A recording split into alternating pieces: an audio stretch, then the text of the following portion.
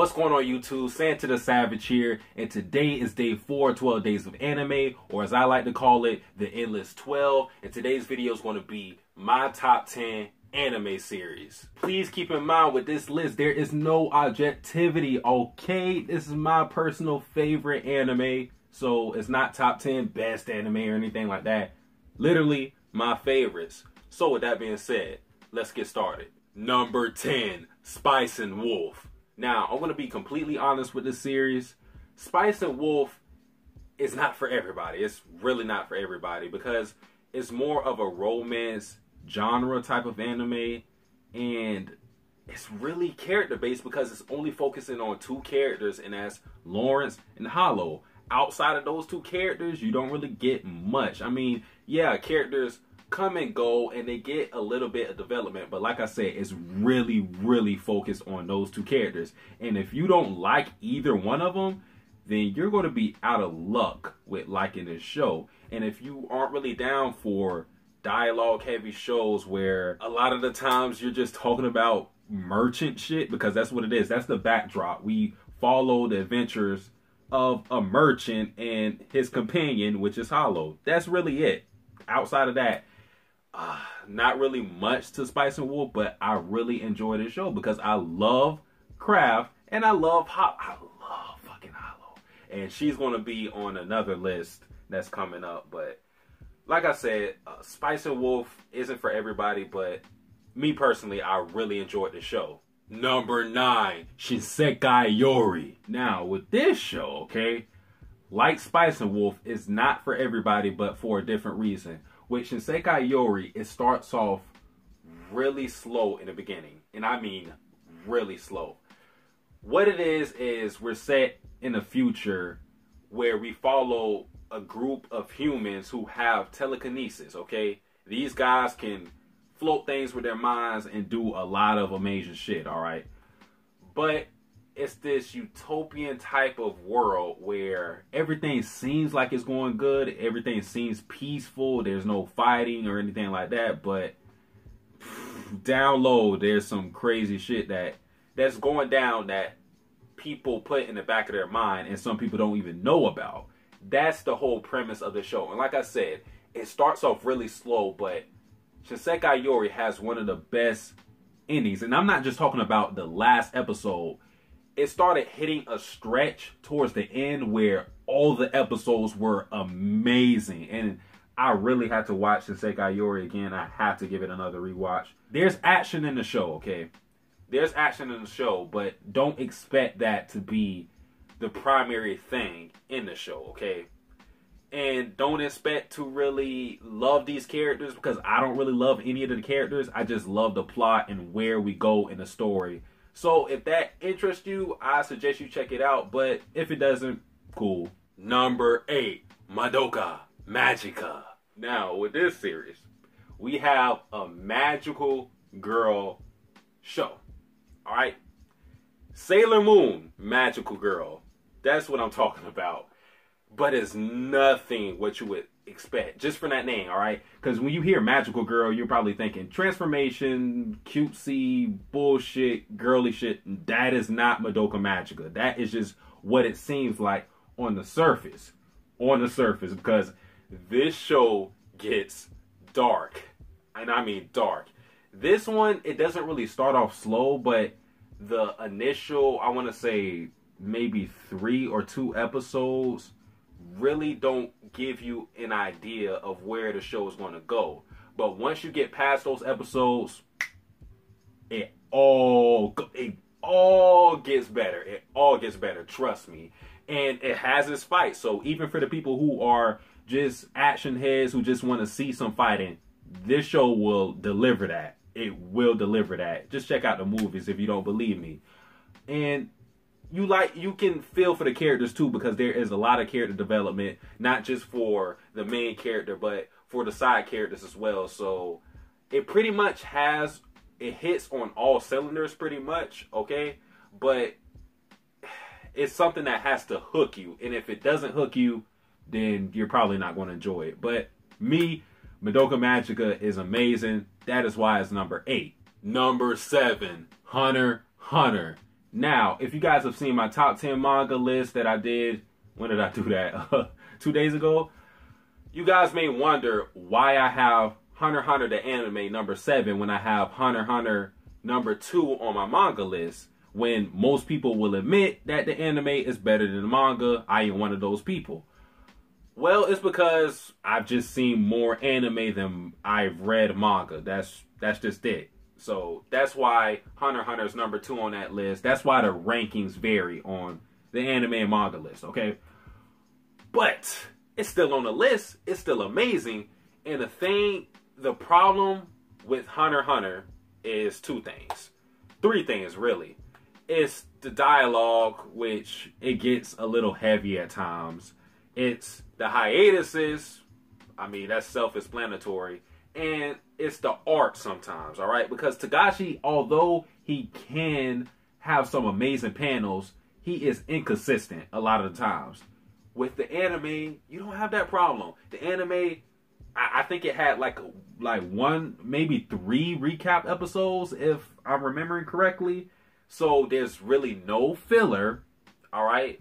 The dialogue is handled well because it's an anime, and the art and animation is beautiful. It's beautiful. So it's like every problem with the manga, like fuck being covered up with a band-aid, like the anime gives you a whole sensu bean. Like it powers up and it amplifies Hunter x Hunter. That's why so much people have gotten into Hunter x Hunter, because of the anime. So that's why it's number 7 on this list. It takes what the manga gives you. Everything that's right with the manga, the anime amplifies it. Number 6, Planets. And I don't know if I'm saying that name right, Planets or Planetes. I'm not really sure. I don't know. This show is weird because I can't really explain why I love this show so much, but I'll try. I think it's because it's so realistic. This show is set in 2075, I believe. 2075. And it's a world where there are people living on the moon, people living in space. Like, they literally are chilling in space because technology has advanced that far. But it's so grounded in reality. Outside of what I just said, being set in future time, it's really grounded in reality, and pretty much all the characters you start to feel for. Even characters where they might have a super minor role and you still will feel for them. They all have their character arcs and everything that they're doing. It's great. It's fantastic with that. And I think that's the lore of the show. It just is really character based, and you really start to get invested in what these characters are doing. That's really it, all right? Because as far as the story goes, what it is it's like a, I don't want to say slice of life, but kind of drama, sci-fi, romance type of show. And we have characters, and they work in this place where they collect space debris. That's it. It's nothing crazy. It's not something super out there. But if you don't mind shows where the animation is old, because I think the show was made in 2003, so the animation is dated. But if you don't mind stuff like that, then I think this will be the show for you. Number 5, Fullmetal Alchemist. Fullmetal Alchemist. Fullmetal Alchemist. Now, with this show, I really don't need to explain much at all, but what I like about the show first is the dynamic between Ed and Al, our 2 main characters, and the fact that their goal, all right, because with most of these shows, you always have the main characters who have a grand goal, and that's why we follow them, to wait for them to reach that goal. And their goal was something, I won't say simple, because it's far-fetched, because they're trying to get flesh after their own flesh after, you know, Al was stripped of his whole body. But it's simple in terms of, it's not something like, I want to be the most famous person, I want to be Hokage, I want to be Pirate King. Not dissing any of those shows, but all they wanted was to go back to their original bodies.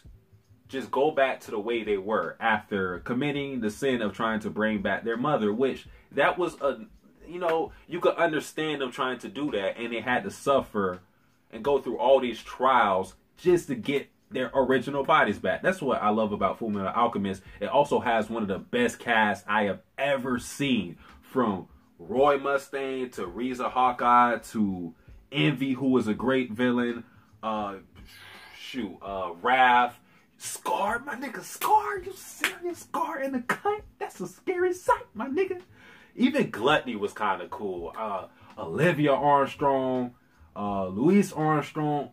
Like I said, just a great cast of characters. It pretty much had everything that you wanted in an anime. That is why Fullmetal Alchemist Brotherhood, alright? Because 2003 version, although it was good, it is not good as Brotherhood to me. Sorry. So that is why it's number 5. Number 4, Steins Gate. Now with this show, just like Shinsekai Yori, it starts off slow, hits a stride, and it is absolutely fantastic. Absolutely amazing. And the thing about the slow start with Steins Gate, you can excuse it because it sets up so many things, and every part of the slow start is integral in the plot. Absolutely. And just with Fullmetal Alchemist Brotherhood, the cast of characters you care for. You have Okabe, Kurisu, Daru, Ferris, Mayuri, even Moeka. Like, when you first see Moeka, you don't expect to like her or feel for her at all, but she has that one, now I won't even say one moment, she has this kind of arc where she goes through where you're like, damn, man. And that's the thing about Steins Gate. Like, it really gets you invested in these characters. And it's one of the only shows where I've seen time travel done right, where it's not confused and where it's not something fucking stupid. Like, it actually does it right where you're like, all right, I get it. Like, I get it. Like, even a dumbass like me, I get it. Steins Gate, for me, like I said in previous videos, the endings matter to me so much. Like, the endings are paramount for me to enjoy a show. And Steins Gate, its ending was amazing. That is why Steins Gate is number 4. Number 3, Baccano. Now with Baccano, if you have seen Durarara, you already should know how Baccano operates, okay? Because it's made by the same people. Baccano has no real ending, it has no real beginning, and it has no real main characters. You have a cast of characters who, they have their own goals and agenda, but there isn't any overarching goal whatsoever. And it is still one of the best anime I have seen. Despite that, it isn't even told in chronological order. Like, it shifts from all the way from like all the way in the 1700s, and then it goes back to the 1950s or something like that. 1940s, 1950s, something like that. It is told in a crazy, unorthodox manner, and I think that is why I love the show so much, because it works. And after you watch it the first time, it's even better with the rewatch, because you start connecting the dots and you start to understand, oh, okay, that's why this is happening. This character knows this character. There are immortals in this show. It is crazy. I think Baccano means something like that, like the actual Japanese name or whatever. I think it means something like loud noise or some shit like that. Look it up, people. But when you do look it up, also check out the show if you already haven't done so. Number 2, Kill La Kill. Alright, so if y'all didn't know where the character Satsuki comes from, this lovely woman, if you didn't know where she came from, this is the anime, alright? So, really, this being second on my list shouldn't be a surprise to anybody if you knew who Satsuki Kiryuin was. I love this fucking show. I love this fucking show. This is why I wanted to make a top 10 non-objective, just a subjective list of my own personal favorites, because Kill La Kill, in comparison to Steins Gate, Fullmetal Alchemist, shows like that, it's going to get bitch slapped. Because with those shows, it just does pretty much everything better, like in terms of like character, plot, all of that, writing. But I love Kill La Kill on a personal level because it's fucking crazy. Kill La Kill is fucking crazy, from the animation to the fan service being included in the plot. Literal fan service is a part of the plot.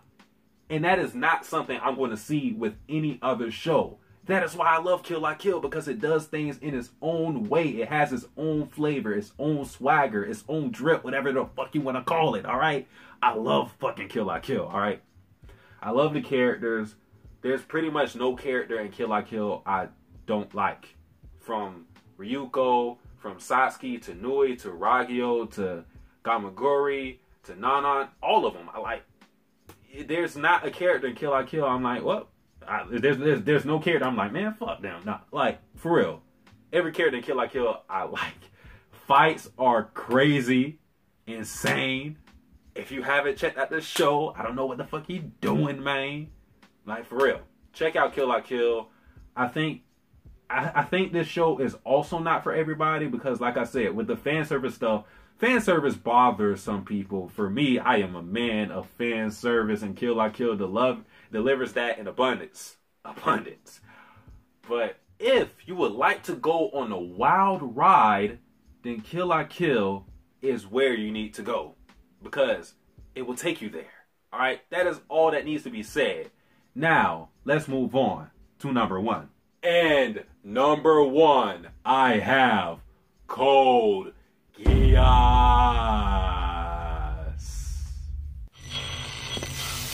I am Zero. Before I was Satsuki the Savage, when I was just in a thought process of what my YouTube name was going to be, I almost became Lelouch the something, Lelouch the blank. It wasn't going to be Lelouch the Savage, but it was damn sure going to be Lelouch the something, because I love Code Geass. To this day, I love Code Geass, my nigga. To this day! I ain't never gonna stop. Like, real shit, bro.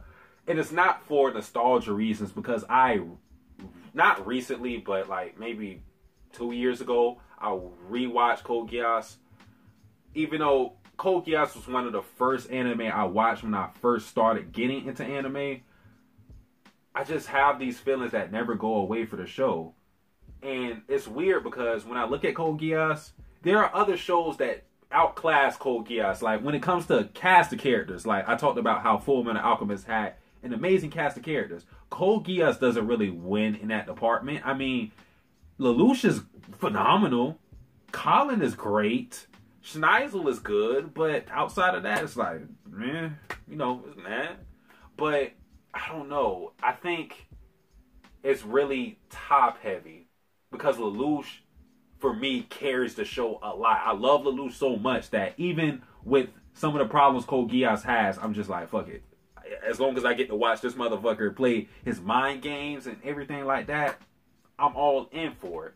And it has stuff like Gundam fights. I fucking hate Gundam. I don't like Gundam fights.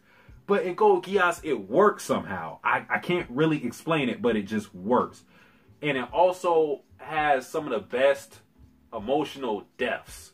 There are characters that die in the show that normally you would not give a fuck about. Normally you would be happy to see them dead, but it will make you cry like a bitch.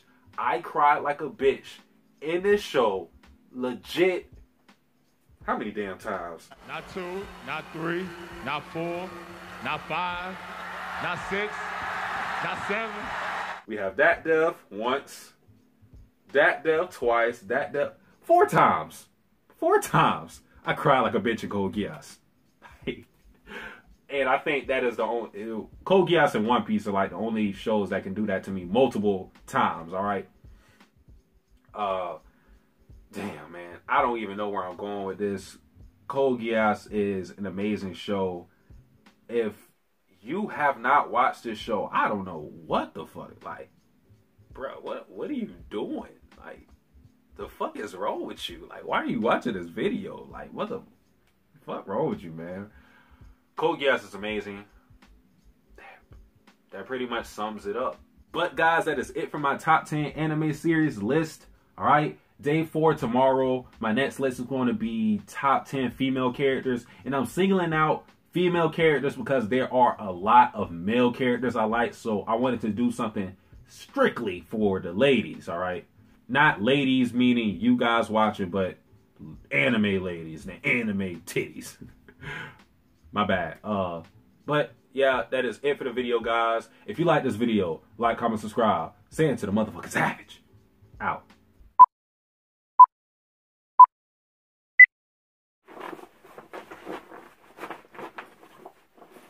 Good. Mic check 1 2 1 2 1 2. Yeah.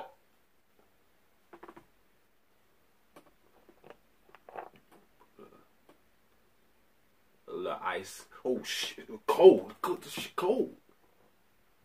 Motherfucker, cold. Too much ice.